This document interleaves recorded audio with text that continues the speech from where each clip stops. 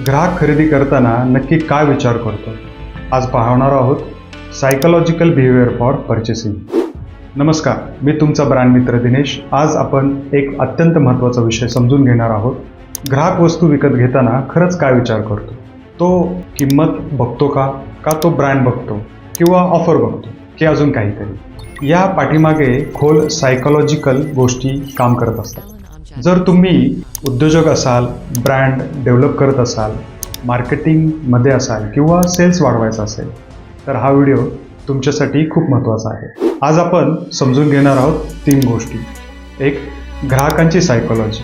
2. खरेदीची psychological triggers. आणि 3. तुमचा ब्रँड कसा अधिक प्रभावी बनवायचा. चला तर मग सुरुवात करूया. ग्राहक कधी खरेदी करतो? लोक प्रोडक्ट विकत घेत नाहीत, तर ते लोक भावना विकत घेतात. ते सोल्युशन विकत घेत असतात. ते स्टेटस विकत घेतात. अगदीच पाहायला गेलं तर ते आयडेंटिटी विकत घेत असतात. उदाहरणार्थ, लोक मोबाईल घेतात, पण ते फक्त फोन नसतो, तो लाईफस्टाईल पण असतो. उदाहरणार्थ ॲपल. लोक ॲपलचा फोन का घेतात? कारण तो फक्त फोन नाही, तो प्रीमियम आयडेंटिटी आहे. तुमचा ब्रँड काय विकतो? प्रोडक्ट की ओळख? आता पाहूयात लोकांना खरेदी करण्यात भाग पाडणारे सायकोलॉजिकल ट्रिगर. उदाहरणार्थ, लिमिटेड ऑफर. लिमिटेड आहे, जे कमी असतं ते जास्त हवं असतं. ओनली 2 लेफ्ट्स, लिमिटेड ॲडिशन असेल किंवा ऑफर व्हॅलिड टिल टुनाईट. लोक का घाबरतात? कारण त्यांना फोमो वाटतो, फेअर ऑफ मिसिंग आउट. उदाहरणार्थ, नायकी लिमिटेड ड्रॉप स्ट्रॅटेजी वापरते. सोशल प्रूफ हा पण त्यातलाच एक पार्ट आहे. बाकी लोक घेत आहेत म्हणजे चांगलंच असेल. लोक स्वतः निर्णय घेत नाहीत, ते इतरांच्या निर्णयावर विश्वास ठेवतात. गुगल रिव्ह्यू असेल, टेस्टिमोनियल असेल, बिफोर आफ्टर फोटोज असतील. उदाहरणार्थ, ॲमेझॉनवर रिव्ह्यू नसतील तर तुम्ही विकत घ्याल का? नाही ना. सेम प्रकार. ऑथॉरिटी हा पण एक ट्रिगरच आहे. हा एक्सपर्ट आहे. लोक एक्सपर्टवर विश्वास ठेवतात. डॉक्टर रेकमेंडेड करतो, इंडस्ट्री लीडर्स वापरले जातात किंवा सेलिब्रिटी एंडॉर्स करतात.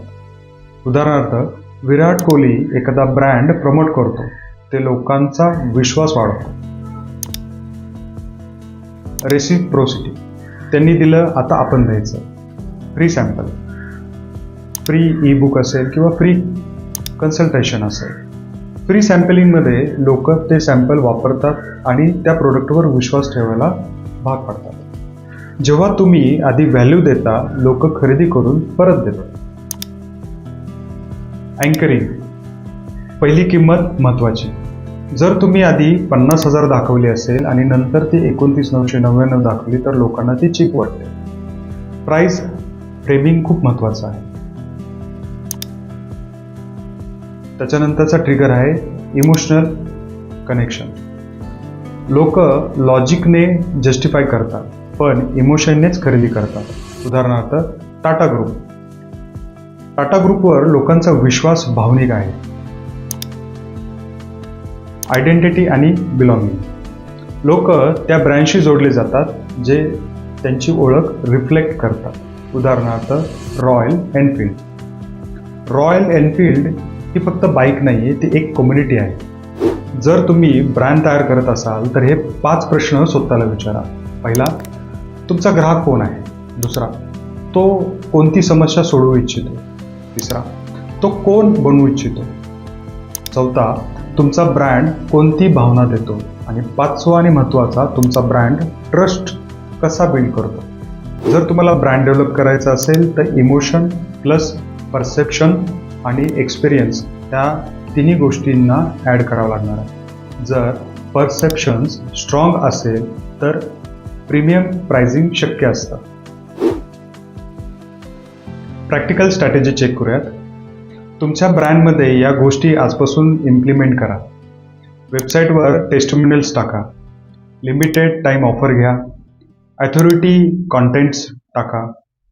स्टोरी टेलिंग रील्स द्या आणि क्लिअर पोझिशनिंग स्टेटमेंट वापरा. हा व्हिडिओ तुम्हाला आवडला असेल तर लाईक करा, शेअर करा आणि सबस्क्राईब करा. धन्यवाद.